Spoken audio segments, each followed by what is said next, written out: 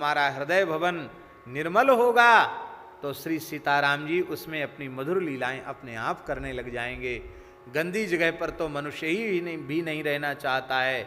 जहाँ काम क्रोध आदि की सड़ांग आ रही है वहाँ भला ठाकुर जी कहाँ से विहार करेंगे। इसलिए अपने हृदय को निर्मल बनाना है।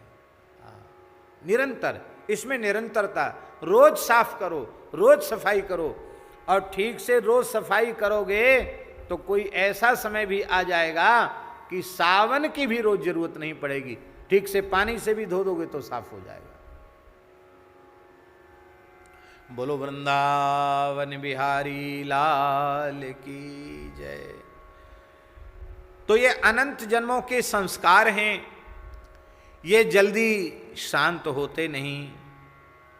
और ये काम जो है इसकी उपभोग की प्रवृत्ति बड़ी भयंकर है। इतनी भयंकर प्रवृत्ति है कि ये बड़े बड़े ऋषि मुनि महात्माओं को भी नहीं छोड़ती है, उनके चित्त में भी क्षोभ उत्पन्न कर देती है। अब देखो, बहुत ध्यान से सुने। भगवान शंकर के 3 नेत्र हैं, 2 तो सबके होते ही है, उनके 3 नेत्र हैं। ये क्या है?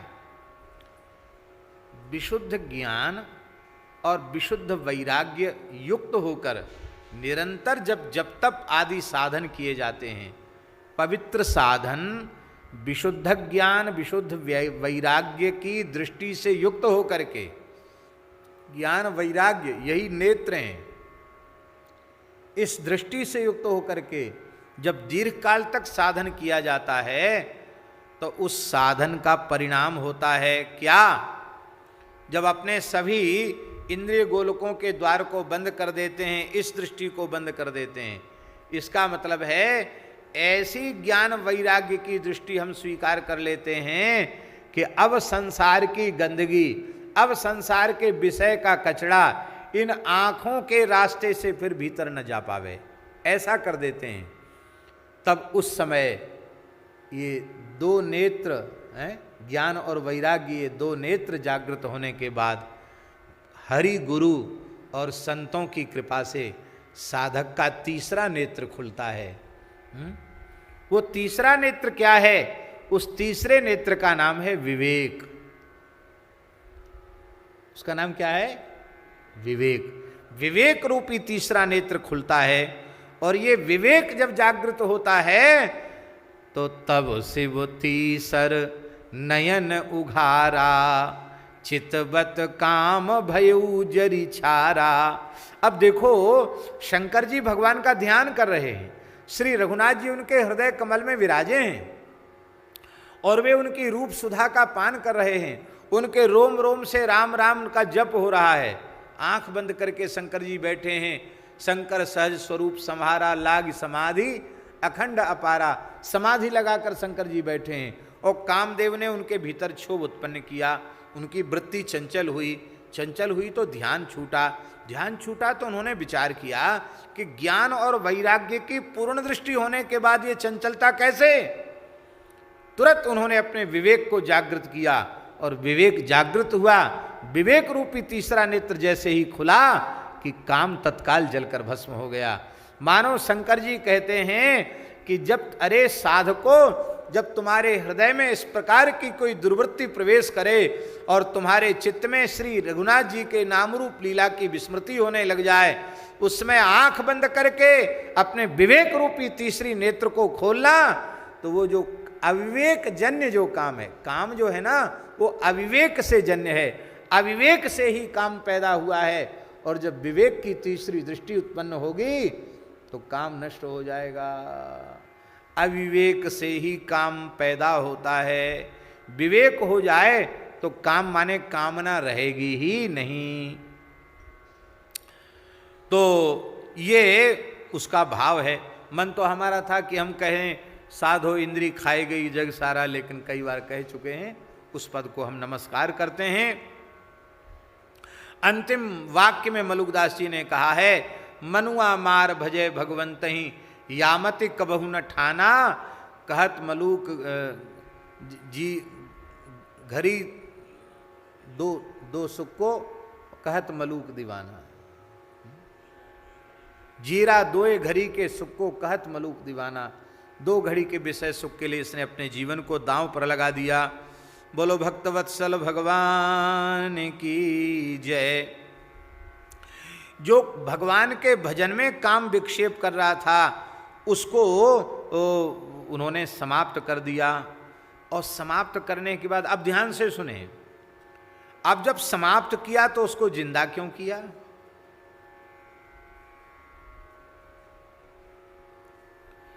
काम को जलाकर उमा से विवाह किया। ध्यान से सुने, काम को जलाकर उमा से विवाह किया। उमा से विवाह किया। उमा, उमा शब्द की व्युत्पत्ति शिव पुराण में लिखी है। क्या लिखा है? यह लिखा है कि जब भगवती पार्वती ने भगवान शिव को वर रूप से प्राप्त करने के लिए जंगल में जाने का निश्चय किया तो उनके शरीर की सुकुमारता को, उनके लावण्य को देख करके, उनकी कोमलता को देख करके माँ मैना का हृदय भराया, नेत्र भराए। रोते हुए उन्होंने कहा ऊ माँ, माँ माने मत जाओ मत जाओ। कैसे कठोर तप करोगी उमा? इसका मतलब है शिवरूप कल्याण रूप साधक को उस वृत्ति का पाणी ग्रहण करना है जो संपूर्ण विषयों का, भोगों का त्याग करके, महलों का त्याग करके हैं आत्मस्वरूप शिव का वर्ण करने के लिए कठोर तप में प्रवृत्ति होती है। ऐसी निष्काम वृत्ति भगवती पार्वती है, उनसे विवाह किया है। निष्काम वृत्ति को स्वीकार किया, कामेक्षा के लिए, भोगेक्षा की पूर्ति के लिए नहीं, दूसरों के हित के लिए काम स्वीकार किया। बहुत ध्यान से सुने, माने कामना करना मना नहीं है, काम बुरी चीज नहीं है। हमारी इच्छा से, हमारी कामना करने से यदि किसी का हित होता हो तो कर दें हित। तो भगवान शंकर के विवाह से देवताओं का हित हो गया। देवताओं का क्या हित हुआ? तारकासुर से पीड़ित थे देवता, और भगवान शंकर के शुक्र से जो संतान उत्पन्न, जो पुत्र उत्पन्न होगा वही तारकासुर का वध करेगा, ऐसा ब्रह्मा जी ने शाप वरदान दिया था उसको। तो देवताओं का हित, देवताओं का हित का मतलब है संपूर्ण प्रकृति का हित, संपूर्ण पिंड ब्रह्मांड का हित। ध्यान में आई बात?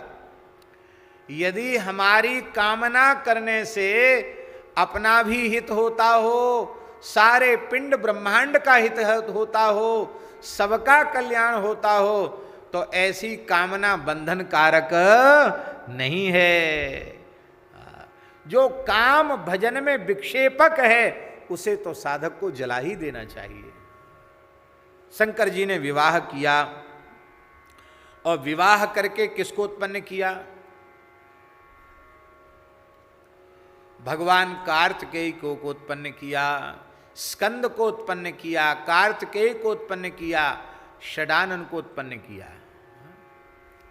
महाराज जी श्री राम मंत्र के आचार्य हैं कार्तिकेय जी महाराज। इनके जो 6 मस्तक हैं वो षडक्षर श्री मंत्रराज के प्रतीक हैं।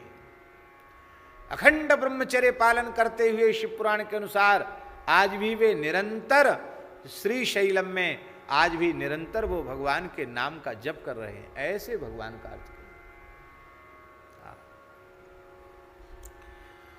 और वो भोग की जो प्रवृत्ति, अशुभ प्रवृत्ति है, वही तारकासुर है।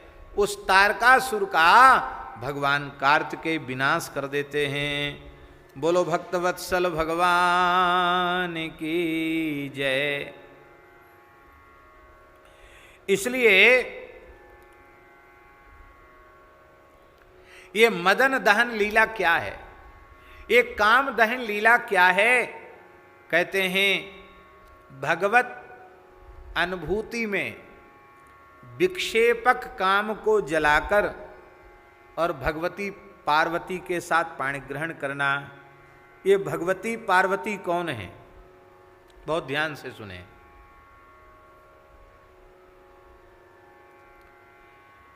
प्रेम लक्षणा रसरूपा भक्ति ही पार्वती है। और प्रेम लक्षणा रसरूपा भक्ति रूपी जो पार्वती है, उनका परमात्मा शिव से मिलन कब होगा? बहुत ध्यान से सुने। परमात्मा शिव से मिलन, प्रेम लक्षणा रसरूपा भक्ति स्वरूपा पार्वती का मिलन परमात्मा शिव से तभी संभव हो पावेगा जब वैषयिक काम को दग्ध कर दिया जाएगा, काम को जला दिया जाएगा। इसलिए पहले काम को जलाया, और वो काम किसने जलाया? भगवान शिव ने जलाया। इसका मतलब है, अरे जीव, तुम्हारे हाथ में जितना है उतना तुम करो। तुम राम राम कर सकते हो, राम राम करो। तुम कथा सुन सकते हो, कथा सुनो। कीर्तन करो, सेवा करो, पर काम जलाना तुम्हारे बस की बात नहीं। काम तो राम जी की दृष्टि से जलेगा, काम तो शिव जी की दृष्टि से जलेगा। और जब भजन से कामना रूपी काम का दाह हो जाएगा, तो फिर उस परमात्मा के साथ तुम्हारी रसरूपा प्रेम लक्षणा भक्ति का विवाह हो जाएगा। और इसी विवाह का नाम है श्री शिव पार्वती विवाह। इसी का नाम क्या है? शिव पार्वती विवाह। पाणि ग्रहण हो जाएगा। इसलिए सच्चिदानंद भगवान शिव के साथ प्रेम लक्षणा भक्ति के मिलन का नाम है शिव पार्वती विवाह। और ये तब होता है जब काम दहन हो जाता है। काम दहन के बिना भक्ति का परमात्मा से अर्थात, बहुत ध्यान से सुने, इसका अर्थ है कामना से कलुषित जो भक्ति है उसका पाणि ग्रहण शिव नहीं करते हैं। उसी भक्ति का पाणि ग्रहण शिव करते हैं जो सर्वथा कामना से शून्य है, जिसको कपिल भगवान ने श्रीमद् भागवत में कहा, अनिमित्ता भागवती भक्ति सिद्धिर्गरीयसी जरयत्यासुया कोशम निर्गीर्ण मनलो यथा। जैसे प्रचंड अग्नि लोहे के जंग को जलाकर भस्म कर देती है, ऐसे ही जैसे प्रचंड अग्नि लोहे की जंग को जलाकर भस्म कर देती है, ऐसे ही निष्काम भक्ति कामना की सारी जंग को जलाकर भस्म कर देती है, राख कर देती है। कैसे हैं शंकर जी? बोले, जोग कोटि करी जो गति हरि सो, मुनि मांगत सकुचाही। इन सब का अर्थ तो हम सरलार्थ कर चुके हैं, लेकिन थोड़ा थोड़ा इनकी भाव की व्याख्या कर रहे हैं। मोक्ष जो है ना, दुर्लभ नहीं, अति दुर्लभ है। देवताओं को भी मोक्ष दुर्लभ है। ध्यान में ही बात। नल कुंवर मणिग्रीव नारद जी के शाप से वृक्ष हो गए, और श्री कृष्ण का प्रत्यक्ष दर्शन हो गया। लेकिन इसके बाद कहां के चले गए? गोलोक गए कि वैकुंठ गए, साकेत गए, कहां गए? पुनः नलकुंवर मणिग्रीव के रूप में अपने पद पर प्रतिष्ठित हो गए। इसका मतलब है देवता बनकर साधन करोगे तो भी मोक्ष नहीं होगा, मनुष्य जन्म लेकर साधन करना पड़ेगा, तब मुक्ति होगी।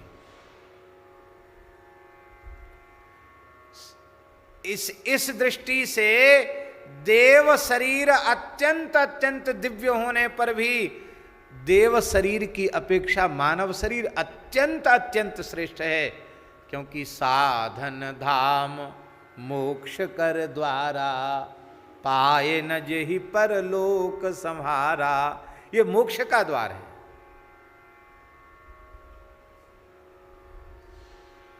नर तन पाय विषय मन देहि, पलटि सुधाते सठ विष लेहि। इसलिए महाराज ये मानव शरीर अत्यंत दुर्लभ है, अत्यंत दुर्लभ है। ऐसी मुक्ति को काशी में भगवान शिव बांटते हैं। ऐसा नहीं है दीनबंधु दास जी, कि घोषणा करवाते हों कि हमारे दरवाजे पे आ जाओ, सदाव्रत मिल रहा है, भंडारा हो रहा है, हरिहर आ जाओ, पंगत बैठिए, ये नहीं। लोग भले ही उनके सामने न आवें, वे काशी की गली गली में घूम घूम करके ये सदाव्रत बांटते हैं। इतनी उदारता और कहां होगी जहां याचक को आना न पड़े, दाता स्वयं याचक के निकट पहुंच जाए और बिना मांगे दे दे। काशी में मुक्ति मांगने की जरूरत नहीं है, बिना मांगे मुक्ति दे देते हैं। बड़ा सुंदर श्लोक है, बहुत सुंदर श्लोक है, पुराण का, स्कंद पुराण का श्लोक है, बड़ा प्यारा श्लोक है। इतना प्रसिद्ध श्लोक है कि हम समझते हैं आपको शायद याद भी होगा। काशी महात्म्य का श्लोक है, केदार खंड का। पेयम पेयम श्रवण पुटके, पेयम पेयम श्रवण पुटकई, राम नामाभिरामम, ध्येयम ध्येयम मनसि सततम, तारकम ब्रह्मरूपम, जल्पन जल्पन प्रकृति विकृतौ, प्राणिनां कर्णमूले, वीथ्यां वीथ्यामटति जटिलः, कोऽपि काशी निवासी, वीथ्यां वीथ्यामटति जटिलः, कोऽपि काशी निवासी। इस श्लोक को पूज्य करपात्री जी महाराज भी बोलते थे, पूज्य बक्सर वाले मामा जी भी खूब बोलते, और पूज्य गुरुदेव भी यदा कदा बोलते थे। बोले एक जटाधारी योगी काशी की गली गली में घूम रहा है, बीथ्याम बीथ्याम अटति, गली गली में घूम रहा, काशी में गलियां बहुत हैं, हर गली में घूम रहा है एक जटाधारी। क्यों घूम रहा है? बोले आवाज लगा रहा है। क्या? बोले पेयम पेयम श्रवण पुटकई, राम नामाभिरामम। हे काशी वासियों, श्री राम जी के अत्यंत अभिराम नाम को इन कानों के दोनों में भर भर के पियो। कर्ण पुटकई, इन कानों के दोनों में भर भर करके राम नाम को पियो। पेयम पेयम श्रवण पुटके, राम नामाभिरामम। अत्यंत अभिराम जो श्री राम जी का नाम है, उस राम नाम को इन कानों के दोनों में भर भर के पियो। और क्या करें? और क्या संदेश देता है वो जटाधारी योगी काशी की गली गली में घूम घूम करके? और कहते हैं, वे योगीराज कहते हैं कि मनसी ध्येयम, अपने मन में ध्यान करो, किस? सततम तारकम ब्रह्मरूपम। बहुत ऊंची बात है। बोले राम जी का ध्यान नहीं, राम जी का ध्यान न बने तो श्री राम तारक मंत्र का ही अपने हृदय में ध्यान करो, नामाक्षरों का ध्यान करो, राम नाम का ध्यान करो। इन कानों के दोनों में भर भर करके राम नाम का अमृत पियो। भोले बाबा काशी की गली गली में अलख जगा रहे हैं। राम नाम को, राम नाम रूपी अमृत को दोनों में भर भर के पियो और ध्यान करो। इसलिए महाराज ध्यान न बने तो नामाक्षरों का ही ध्यान करना चाहिए, उसी से नामी प्रकट हो जाएंगे, उसी में सब कुछ अनुभव होने लग जाएगा। ध्यान करो। ऐसा कहते हुए सबके कान के पास अपना मुख ले जाकर कहते हैं, राम राम करो, राम राम करो, राम राम करो। ऐसा सबको भगवान शिव कहते हैं। हमने तो ऐसा सुना है कि काशी में मणिकर्णिका पे दाह संस्कार के लिए मृत शरीर आते हैं तो लोग जान जाते कि इसके कान में शंकर जी ने मंत्रोपदेश कर दिया। कहते दाहिना कान थोड़ा उठ जाता है उसका। आज भी काशी में मणिकर्णिका पर पहुंचने वाले मृतक का दाहिना कान थोड़ा सा उठ जाता है, एक अलग प्रकार का हो जाता, मानो भगवान शिव उसको उपदेश कर देते हैं। ऐसे भगवान शिव हैं। षडक्षर श्री राम तारक मंत्र आज का उपदेश करते हैं।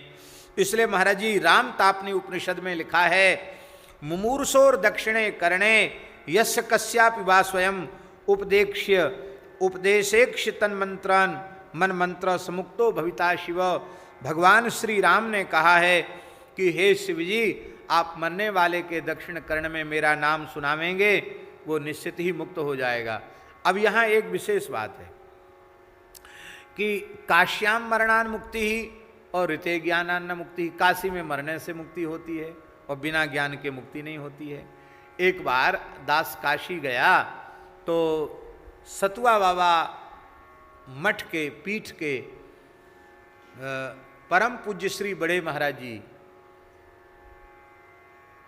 अनंत श्री संपन्न आचार्य चरण श्री स्वामी जमुना दास जी महाराज, हमारे ऊपर बड़ा स्नेह था, बड़ी कृपा थी उनकी। तो पल्ली पार थे, गंगा जी के भजन कर रहे थे, हमको बुलवाया था, हम गए वहाँ।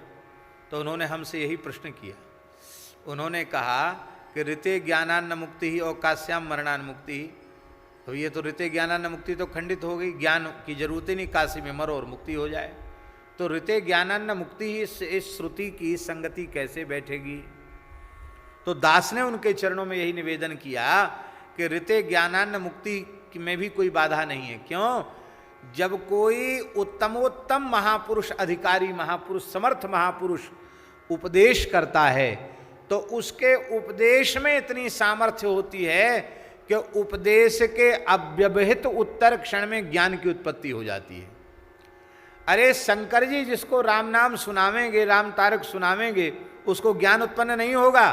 शंकर जी की वाणी से नाम श्रवण करते ही उसके सारे अशुभों का क्षय हो जाएगा, कर्म राशि का क्षय हो जाएगा, ज्ञान उत्पन्न हो जाएगा, और ज्ञान उत्पन्न हो गया तो मुक्त हो जाएगा। पर यह सुविधा काशी में ही है, क्योंकि काशी में ही शंकर जी उपदेश करते हैं। इसलिए काश्याम मरणान मुक्ति भी सही है और ऋते ज्ञानान्न मुक्ति भी सही है। ये सुनकर वे बहुत संतुष्ट हुए थे। उन्होंने कहा हमने बहुत लोगों से पूछा लेकिन आज हम पूरी तरह हम संतुष्ट हो गए। इस समय श्री संतोष दास जी महाराज वहाँ सारा कार्य संभाल रहे हैं, वे ही महंत पद पर अभिषिक्त हैं। तो उनके गुरु जी की बात ये हम बता रहे हैं। महाराज जी राम तापनी उपनिषद में लिखा है, श्री रामस्य मनुम काश्याम जजाप वृषभध्वजः मन्वंतर सहस्रैस्तु जप होमार्चनादिभिः। हजारों मनवंतरों तक काशी में रहकर भगवान शिव ने श्री राम तारक षडक्षर मंत्र आज का जप किया, जप भी किया, दशांश होम भी किया, अर्चन भी किया, तर्पण भी किया, सविधि श्री राम तारक मंत्र का अनुष्ठान किया। 1-2 वर्ष तक नहीं, 1-2 मनवंतर तक नहीं, हजारों मनवंतरों तक भगवान शिव ने वहां जप किया। इसलिए तो दास निवेदन करता है कि काशी के तो कण कण में राम नाम व्याप्त है, काशी के कण कण में श्री राम तारक मंत्र व्याप्त है। इसलिए भगवान शिव की इस पवित्र नगरी में अंतिम क्षण तक गोस्वामी तुलसीदास जी महाराज विराजे। ततः प्रसन्नो भगवान श्री राम अप्राह शंकरम। भगवान श्री राम प्रकट हो गए, प्रसन्न हो गए, शंकर जी से बोले वृणीस्व यद्भीष्टम तद्दास्यामि परमेश्वर। बोले हे परमेश्वर तुमको जो भी अभीष्ट हो तुम मांग लो। शंकर जी ने कहा मणिकर्णिकायाम मम क्षेत्रे गंगायाम वा तटे पुनः म्रियते देहि तज्जंतुर मुक्ति नातो वरांतरम। मणिकर्णिका में किसी की मृत्यु हो जाए, गंगा जी के तट पर मृत्यु हो जाए, गंगा जी के जल में भी मृत्यु हो जाए तो वह मुक्ति को प्राप्त करे, यह आप हमें कृपा करके दे दीजिए। क्योंकि जीव मुक्ति से विमुख होकर के न जाने कितने जन्मों से अविद्याजन्य क्लेश को भोग रहे हैं।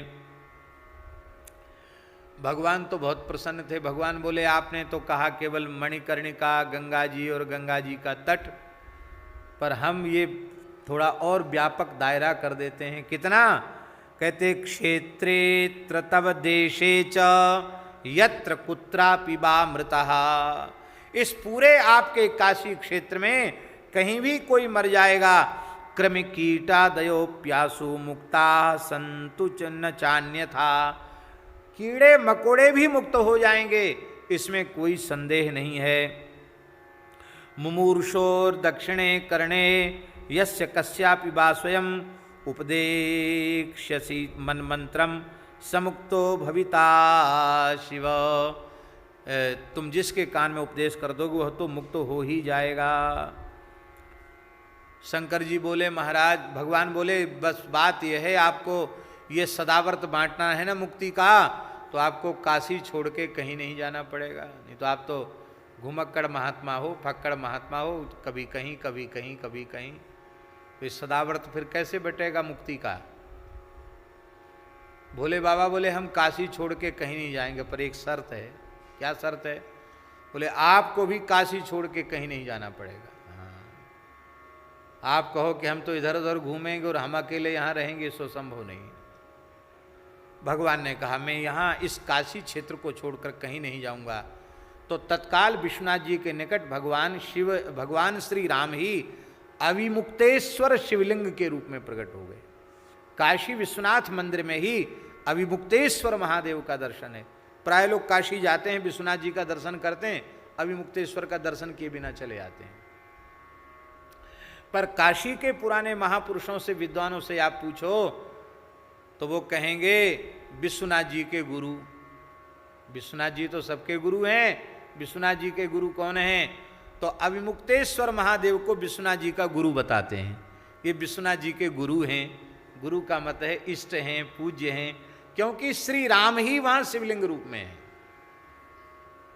इसलिए अविमुक्तेश्वर का दर्शन किए बिना विश्वनाथ जी के दर्शन को पूर्ण नहीं माना जाता। इसलिए अविमुक्तेश्वर पूजन करके विश्वनाथ जी का पूजन करना, अविमुक्तेश्वर को प्रणाम करके विश्वनाथ जी को प्रणाम करना। अब कभी काशी जाना तो जरूर पूछना अविमुक्तेश्वर कहाँ है। बिल्कुल सामने ही है, उसी परिसर में ही अविमुक्तेश्वर महादेव विराजमान है। बोलो अविमुक्तेश्वर भगवान की जय। काशी के कण कण में भगवान हरिहर विराजमान हैं। महाराज जी पद्म पुराण में उत्तरखंड में 270 अध्याय में 40वें श्लोक में बड़ा सुंदर भाव लिखा है भगवान व्यास ने। मुमूर्षोर मणिकर्ण्याम तु अर्धोदक निवासिनः अहम ददामि ते मंत्रम तारकम ब्रह्मदायकम। भगवान शिव ने राम जी से कहा है काशी में मरने वाले व्यक्ति के, वो मणिकर्णिका में मरने वाले व्यक्ति के कान में मैं नाम का उपदेश करूंगा। और अर्धोदक निवासिना, अर्धोदक जानते ना, अब ये परंपरा धीरे धीरे लुप्त हो गई और आजकल तो ऐसा कोई कहेगा करेगा तो लोग उसको अच्छा नहीं मानेंगे। अभी भी कहीं कहीं बंगाल में ये परंपरा है। और पूज्य गुरुदेव भक्तमाली जी महाराज कहते थे, मैंने अपनी आंखों से देखा, गंगा सागर क्षेत्र में मरने लग गए तो घर में मरने नहीं देते। अब डॉक्टर ने कह दिया, वैद्य ने कह दिया कि अब बस ये जमीन पर ले लो, ये मरने ही वाले हैं, घंटा डेढ़ घंटे में जब चले जाएं बस अब जाने वाले हैं। तो जब ये पक्का हो जाता कि व्यक्ति मरने वाला है तो अभी मरा नहीं है, उसको तुरंत गंगा जी ले जाते हैं और गंगा जी में ले जाकर के अर्धोदक निवासिना, आधा लिटा देंगे बाहर और आधे पैर कमर तक कर देंगे गंगा जी में और चारों ओर से खड़े हो जाएंगे। तुलसी की माला उसके गले में डाल देंगे और डाल के थोड़ा रज का ही तिलक लगा देंगे और तिलक लगा के हरि बोल हरि बोल हरि बोल हरि बोल हरि बोल हरि बोल हरि बोल हरि बोल हरि बोल करेंगे। सब पानी उलीचेंगे, न मर तो होए सो जल्दी जय सिया राम है जाए। बस जैसे उसके प्राण निकल जाएंगे तब इसके बाद में फिर उसका संस्कार वगैरह करेंगे। अर्धोदक निवासिना, देखो लोक में जो परंपराएं होती हैं उनका भी कोई न कोई शास्त्रीय आधार जरूर होता है। तो ये परंपरा आज भी है, अर्धोदक निवासिना। हरि बोल हरि बोल हरि बोल हरि बोल करके उसको जल्द भगवान के पास भेज देते हैं।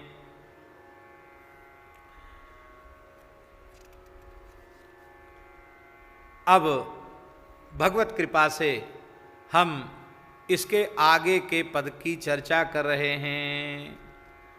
जय जय श्री राधे, 5वां पद है, बहुत सुंदर पद है। बावरो रावरो नाह भवानी, बावरो रावरो नाह भवानी। आप शंकर जी के प्रेमी भक्त हैं और यदि आपको विनय पत्रिका का ये पद याद नहीं है तो हमें कहने में कोई संकोच नहीं, आप कच्चे भगत हैं शंकर जी के, पक्के भगत नहीं हैं। प्रायः भगवान शिव के प्रेमी भक्तों को ये पद तो याद ही रहता है। बावरो रावरो नाह भवानी, बावरो रावरो नाह भवानी। दानी बड़ो दिन देत दये बिनु, दानी बड़ो बिनु देत दये बिन, वेद बड़ाई भानी, वेद बड़ाई भानी। रावरो बावरो रावरो नाह भवानी, बावरो रावरो नाह भवानी। निज घर की बरबात बिलो कहू, निज घर की बरबात बिलो कहू, हो तुम परम शयानी, हो तुम परम शयानी। शिव की दई संपदा देखत, शिव की दई संपदा देखत, श्री शारदा सिहानी, श्री शारदा सिहानी। बावरो रावरो नाह भवानी, बावरो रावरो नाह भवानी। जिनके भाल लिखी लिपि मेरी, जिनके भाल लिखी लिपि मेरी, सुख की नहीं निशानी, सुख की नहीं निशानी। तिन रंकन को नाक संवारत, तिन रंकन को हो आयो नकबानी, हो आयो नकबानी। बावरो रावरो नाह भवानी, बावरो रावरो नाह भवानी। दुख दीनता, दुखी इनके दुख, दुख दीनता, दुखी इनके दुख। क्या प्यारी बात है। दुख दीनता, दुखी इनके दुख, दुख दीनता,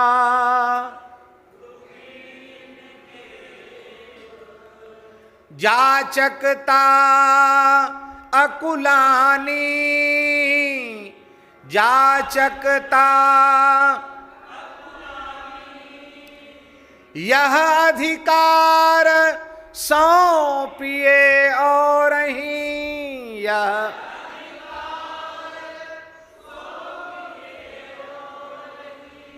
भीख भली में जानी, भीख भली में जानी, बावरो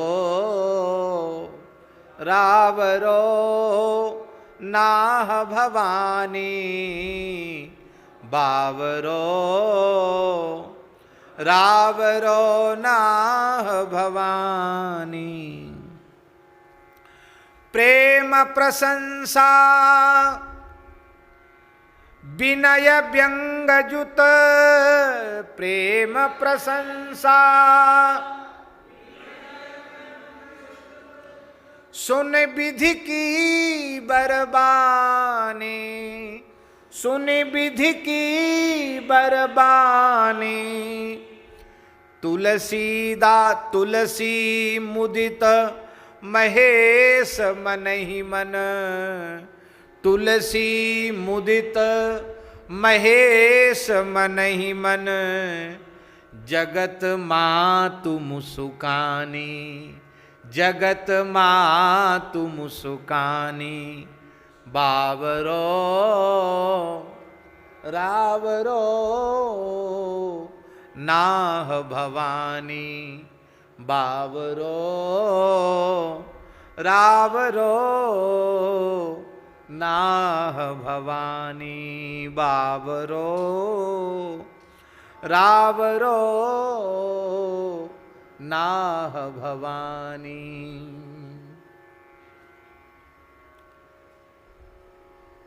इसको साहित्य में, साहित्य शास्त्र में इसको निंदा व्याज स्तुति कहा जाता है। क्या कहा जाता है? निंदा व्याज स्तुति।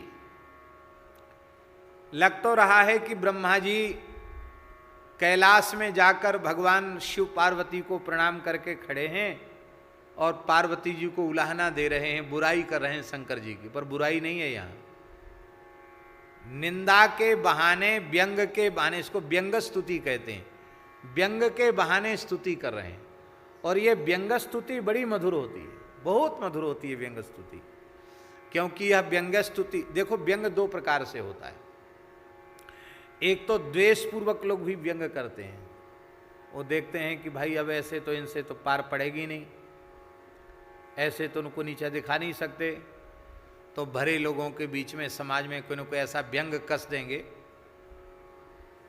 हंस करके व्यंग बाण ऐसा छोड़ देंगे, बेचारा कुछ कह भी ना पावे और बस कस बसा के रह जाए। एक ऐसा होता है। और एक ऐसा होता है कि बहुत अधिक प्रेम है,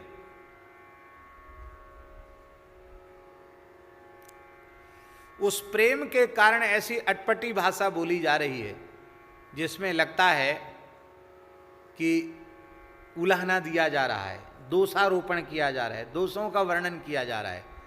लेकिन वे दोषों का व्याख्यान गुणों के व्याख्यान से बढ़कर होता है, क्योंकि दोषों का व्याख्यान दोष के रूप में नहीं, वो दोष नहीं है, हम जिनसे प्रेम करते हैं ये उनकी विशेषताएं। ब्रह्मा जी प्रणाम करके कह रहे हैं, बोले हे भवानी, हे भगवती पराम्बा जगदम्बा भवानी दुर्गे, रावरो नाह बावरो, आपका जो पति है ना वो बावरा है, बावरो है। आपका पति बावला है, पागल है, बावरा है। एक किसके सामने कहा जा रहा है?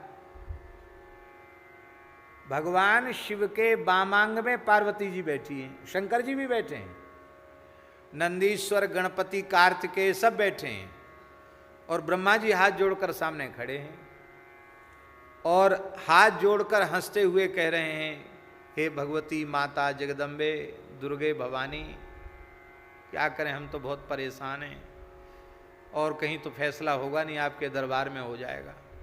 पार्वती जी ने मुस्कुरा कर कहा, कहो ब्रह्मा जी क्या कह रहे हो? क्या करें, हम तुम्हारे इनसे परेशान हैं। क्यों? बावरो रावरो ना भवानी, आपका पति तो बावरा है, पागल है। क्यों? किस बात में पागल हैं? बोले दानी बड़ो दिन देत दये बिन, दानी बड़ो दिन देत दये बिन, वेद बड़ाई भानी। देखो शास्त्र का सिद्धांत है,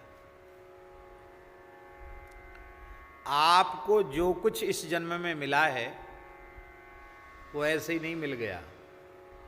जो जो वस्तु आपको मिली है वह वस्तु आपने किसी सुपात्र को किसी जन्म में दी होगी।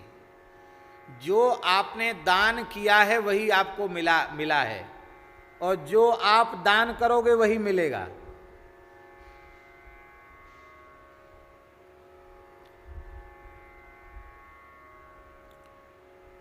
पूज्य श्री संपूर्णानंद जी महाराज ने एक बार हमसे कहा, उन्होंने कहा कि स्वामी जी आप पहचानते नहीं हो, ये जितने कटोरा लेकर भीख मांगने वाले लोग हैं ना,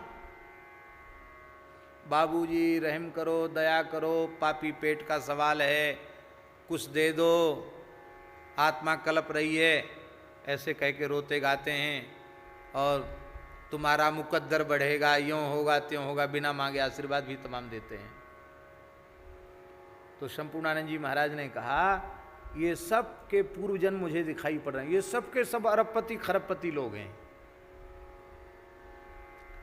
पूर्व जन्म में, पिछले जन्मों में दान पुण्य किया था, उससे पूर्व जन्म में धनवान बने, और धनवान बनने के बाद फिर किसी को कुछ दिया नहीं, अच्छे कामों में संपत्ति को लगाया नहीं, और खाली संग्रह करते रहे। तो ठाकुर जी ने अब इनको भिखारी बनाया है, रोड छाप सड़क छाप बनाया है, न घर है न द्वार है, न झुग्गी है न झोपड़ी है, खल बाबूजी रहम करो, कटोरा हाथ में थमा दिया है। ये सब पूर्व जन्म के अरबपति खरबपति लोग, क्योंकि इन्होंने कुछ दिया ही नहीं तो इनको मिलेगा कहां से? जो हमने दिया था वही हमको मिला है, तो जो हम देंगे वही हमको मिलेगा। इसलिए वस्त्रदान करने वाला कभी नंगा नहीं रहेगा, अन्नदान करने वाला कभी भूखा नहीं रहेगा, जलदान करने वाला कभी प्यासा नहीं रहेगा, गृहदान करने वाला कभी बेघर नहीं होगा।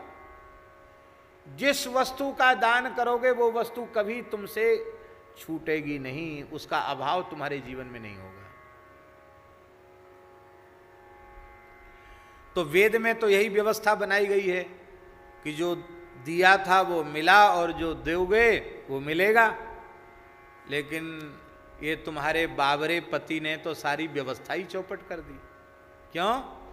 इनके दरबार में कोई पहुंच जाए, भले ही उसने कभी किसी को पूर्व जन्म में भी न दिया हो, पर रोते हुए गिड़गिड़ाते हुए आपके दरबार में पहुंच जाए, भोले बाबा के दरबार में पहुंच जाए, और केवल पहुंच करके ज्यादा कुछ न करे, केवल इतना ही बोल दे हाथ जोड़कर, महादेव महादेव महादेव, 3 बार इतना ही बोल दे। क्या बोले? महादेव महादेव महादेव, इतना बोल दे केवल। तो ये इतने विलक्षण हैं ये तुम्हारे पतिदेव कि एक बार महादेव बोलने पर तो बोले इसने हमको खरीद लिया। महादेव महादेव महादेवेति यो बदेत एकेन संभुक्रीतस्यात्। कहते एक में तो इसने हमको खरीद लिया, अब ये 2 बार और इसने बोल दिया, अब तो हम कर्जदार हो गए, अब तो इसकी सब प्रकार से सेवा हमको करनी पड़ेगी। इतने उदार हैं महाराज, सारी व्यवस्था बिगाड़े हुए हैं। दानी बड़ो दिन देत दये बिन। महाराज जी गोस्वामी जी ने विनय पत्रिका में कहा है कि यद्यपि बाल मिताई, यद्यपि भगवान श्री कृष्ण की सुदामा जी से बचपन में मित्रता थी, लेकिन वेद की मर्यादा को रखते हुए उन्होंने भी सैंत मैत में नहीं दिया। जब 4 मुट्ठी चिवड़ा ले लिए तब सुदामा जी को दिया। पर हे भोले बाबा, आप तो उनसे भी, गोविंद से भी आगे बहुत निकल गए। आपके दरबार में कोई कुछ भी न दे, केवल आर्त हो करके महादेव महादेव कह दे, तो इसने कुछ दिया कि नहीं दिया, इसके पूर्व जन्म के क्या कर्म, ये सब कुछ आप नहीं देखते, आप तो लुटा देते हैं। हमें याद नहीं है पर एक भजन लोग गाते हैं, धन धन भोलानाथ तुम्हारे कौड़ी नहीं खजाने में, 3 लोक बस्ती में बसा दे आप बसे वीराने में। 3 लोक बस्ती में बसा दे आप बसे वीराने में। स्वयं स्मशान में जाकर के रहते हैं। ऐसे हैं महाराज। वेद बड़ाई भानी, ये बड़ाई माने क्या है? बड़ाई माने यहां प्रशंसा नहीं है। वेद बड़ाई भानी, इसका अर्थ है कि वेद की बड़ाई माने मर्यादा, वेद की मर्यादा ही अतिक्रमित हो रही है। बिना देने वालों को भी आपके पति देते हुए चले जा रहे हैं, और इतना दे रहे हैं महाराज, वेद की मर्यादा टूट रही है। और देखो ऐसा है कि अब हम और ज़्यादा कुछ क्या कहें। अब देखो यहाँ शंकर जी की बुराई नहीं हो रही है, ये उनकी उदारता को प्रकट किया जा रहा है कि इनसे उदार तो और कोई ब्रह्मांड में है ही नहीं। ये सर्वातिशय उदार हैं, ये परम दयालु परम करुणामय हैं, दीन दयालु हैं। दिवोई भावत जाचक सदा सुहाही, ऐसा इनका स्वभाव है। उसी बात को कहा जा रहा है। ब्रह्मा जी बोले चलो हमारी बात तो नहीं सुनो, मत सुनो, कोई बात नहीं, नहीं सुनो, पर निज घर की बरबात बिलो कहू, हो तुम परम सयानी। हे भगवती दुर्गे भवानी पार्वती माता, आप तो बड़ी सयानी हो। अपने घर की बात तो देख लो, तुम गृहिणी हो, गृहिणी को अपने घर की परिस्थिति जरूर देखना चाहिए। इसका आशय क्या है? इसका आशय ये है कि तुम्हारे घर में कुछ है। शंकर जी के घर में क्या है? बट वृक्ष के नीचे बैठे हैं, और केहरी छाल भी अपने हाथ से ही बिछा लेते हैं, कथा भी कहते हैं, तो कोई मंच की माइक की जरूरत उनको, ये जो मशीन है इसकी भी जरूरत उनको पड़ती नहीं। वो बैठ गए, कथा कहने लगे, पार्वती जी सुनने लग गई। कुछ है ही नहीं घर में।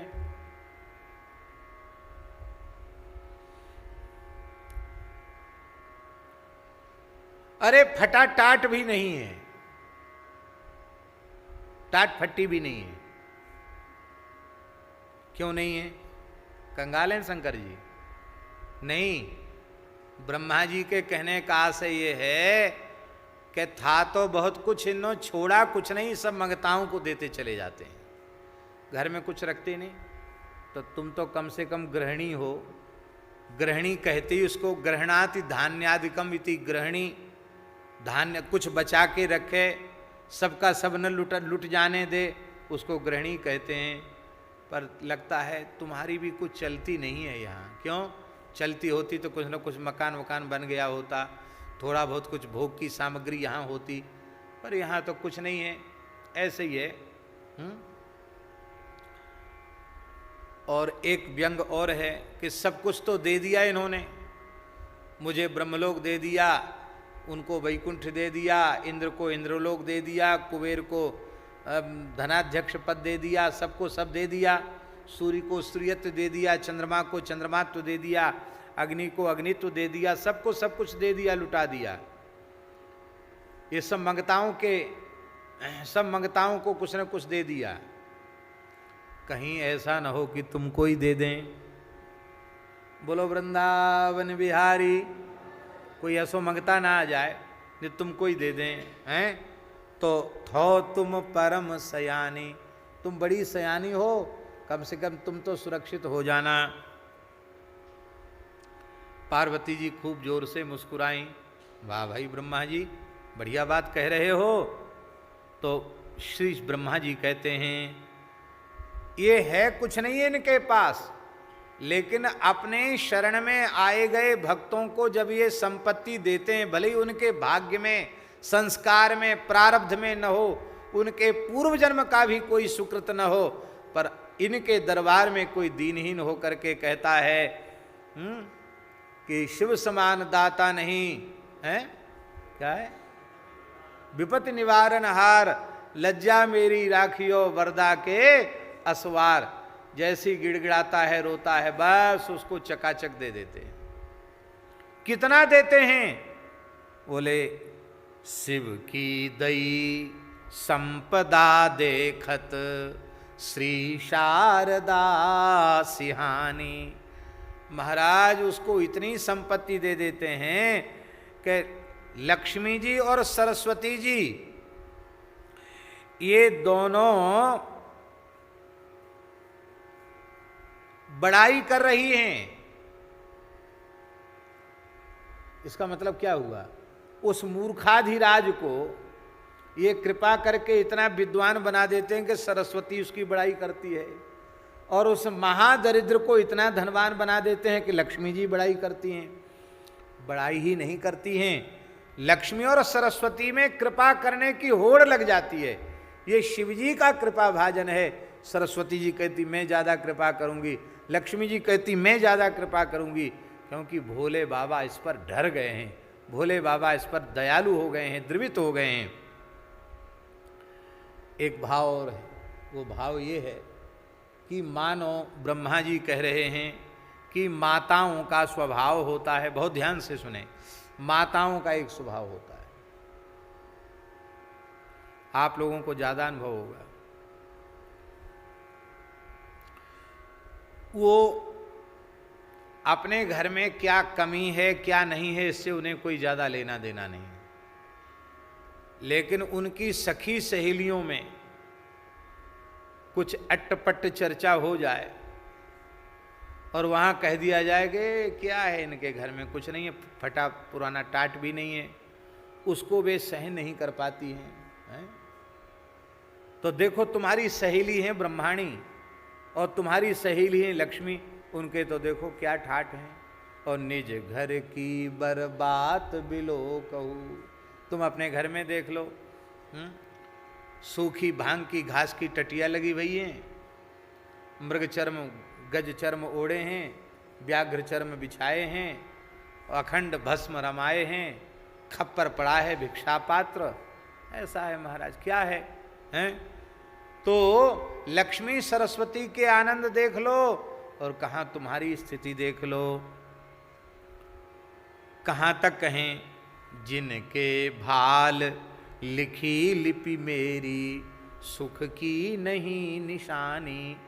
जिनके ललाट पर हमें विधाता बनाया ना, भाग्य सबका हम ही लिखते हैं, तो कर्म के अनुसार भाग्य लिखते हैं।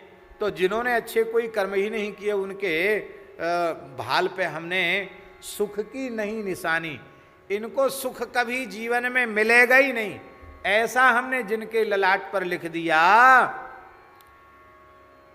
उनका सब धो देते हैं हमारा लिखा हुआ। कहते हैं ये सब बेकार, ब्रह्मा जी को लगता है कुछ उल्टा पलटा लिख गए। ब्रह्मा जी ने लिखा श्री क्षयः, इसके धन का नाश। बोले ब्रह्मा जी का थोड़ा गलती से लिख गया इनसे, ये मेरा भगत है, श्री क्षय कैसे होगा? तो क्षय का उल्टा होता यक्ष, यक्ष माने कुबेर, ये कुबेर के समान धनवान हो जाए। तो श्री क्षय को वो कृपा करके यक्षश्री ही बना देते हैं। तो महाराज ऐसे कंगलों के लिए इन्होंने नए नए स्वर्ग बना दिए। हो आयो नकबानी, हमारे तो नाकों दम आ गए। अब हमारी बात कहीं चलती नहीं, या तो हमको विधाता बनाते नहीं, हमको लिखने का अधिकार देते ही नहीं, और दे ही दिया है तो हमारी चलने कहाँ देते हैं। बस इनके दरबार में कोई रोने गिड़गिड़ाने लग जाए उसका सब मिटा देते हैं। भावी मैट सके त्रिपुरारी, भावी को भी मैट देते हैं। अब ब्रह्मा जी कहते हैं दुख दीनता दुखी इनके दुख। अब दुख और दीनता इनके दुख से दुखी है। क्यों? ये दुख और दीनता शब्द ही बेकार हो रहे हैं, न कोई दुखी है न कोई दीन है। वो दुखी दीन तब तक ही रहेगा जब तक भोले बाबा के दरबार में नहीं आया। दरबार में आती उसका दुख समाप्त, उसकी दीनता समाप्त, फिर तो मौज हो जाती उसकी। तो दुख दीनता दुखी इनके दुख जाचकता अकुलानी। और मांगनापन जो है ना, जाचकता मांगने की वृत्ति, ये व्याकुल होकर कहीं छिप गई है। क्योंकि मगताओं को भी ये दाता बना देते हैं, उनको दाता बना देते हैं। जो भीख मांगते थे उनको दानी बना देते हैं भोले बाबा। तो ब्रह्मा जी कहते हैं अब हमारी तो ये सुनते नहीं, तुम इनसे कह दो कि ये विधाता का पद हमसे छीन ले, किसी दूसरे को ब्रह्मा बना दो। क्यों? यह अधिकार सौंपिए और ही, ये ब्रह्मा जी वाला पद अधिकार प्रतिष्ठा किसी दूसरे को दे दीजिए। भीख भली में जानी, हम तो भीख मांगना ही अच्छा समझते हैं। इसका मतलब क्या है? देखो, इसका व्यंग्यार्थ ये है कि जैसे भगवान शिव भिक्षा करके निरंतर कथा कीर्तन में मस्त रहते हैं, हमको काय को प्रपंच में फंसा दिया, हमको भी काशी, हमको भी कैलाश में बसा लो, हम भी वही मधुकरी पालेंगे और भोले बाबा के चरणों में बैठकर प्रेम से कथा सुनेंगे, हम लौट के अब ब्रह्मलोक नहीं जाना चाहते। ये मतलब भाव ये है कि ऐसे चरणों को छोड़कर, ऐसे उदार दाता के दरबार को छोड़ के अब हमको ब्रह्मा जी का पद भी नहीं चाहिए।